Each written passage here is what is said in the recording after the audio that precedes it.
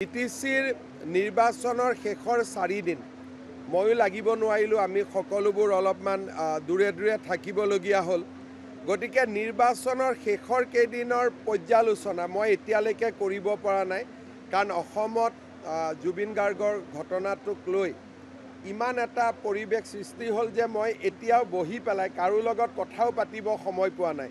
গতিকে আজি এটা ভাল দিন, লাহে লাহে ইলেকশ্যনৰ বিষয়ে বা আন বিষয়ে আলোচনা কৰি থাকিম। পিটিচিৰ নিৰ্বাচনৰ শেষৰ 4 দিন ময়ো লাগিব নোৱাৰিলোঁ। আমি সকলোবোৰ অলপমান দূৰে দূৰে থাকিবলগীয়া হ'ল।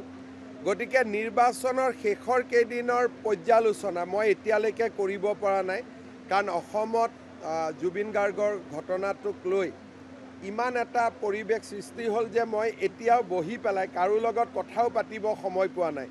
গতিকে আজি এটা ভাল দিন, লাহে লাহে ইলেকশ্যনৰ বিষয়ে বা আন বিষয়ে আলোচনা কৰি থাকিম। পিটিচিৰ নিৰ্বাচনৰ শেষৰ 4 দিন ময়ো লাগিব নোৱাৰিলোঁ। আমি সকলোবোৰ অলপমান দূৰে দূৰে থাকিবলগীয়া হ'ল।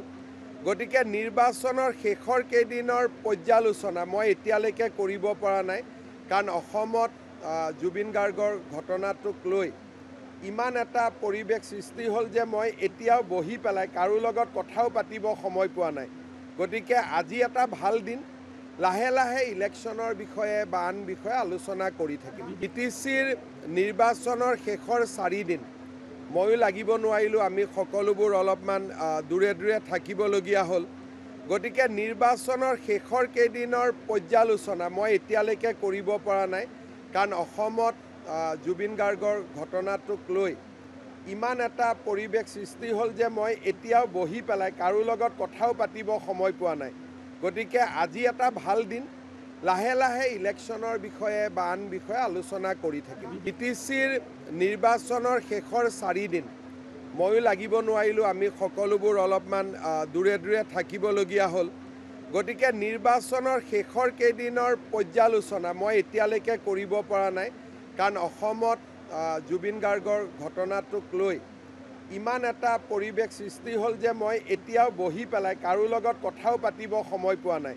গতিকে আজি এটা ভাল দিন, লাহে লাহে ইলেকশ্যনৰ বিষয়ে বা আন বিষয়ে আলোচনা কৰি থাকিম। পিটিচিৰ নিৰ্বাচনৰ শেষৰ 4 দিন ময়ো লাগিব নোৱাৰিলোঁ। আমি সকলোবোৰ অলপমান দূৰে দূৰে থাকিবলগীয়া হ'ল। গতিকে নিৰ্বাচনৰ শেষৰ কেইদিনৰ পৰ্যালোচনা মই এতিয়ালৈকে কৰিব পৰা নাই, কাৰণ অসমত জুবিন গাৰ্গৰ ঘটনাটোক লৈ ইমান এটা পৰিৱেশ সৃষ্টি হ'ল যে মই এতিয়াও বহি পেলাই কাৰো লগত কথাও পাতিব সময় পোৱা নাই। গতিকে আজি এটা ভাল দিন, লাহে লাহে ইলেকশ্যনৰ বিষয়ে বা আন বিষয়ে আলোচনা কৰি থাকিম।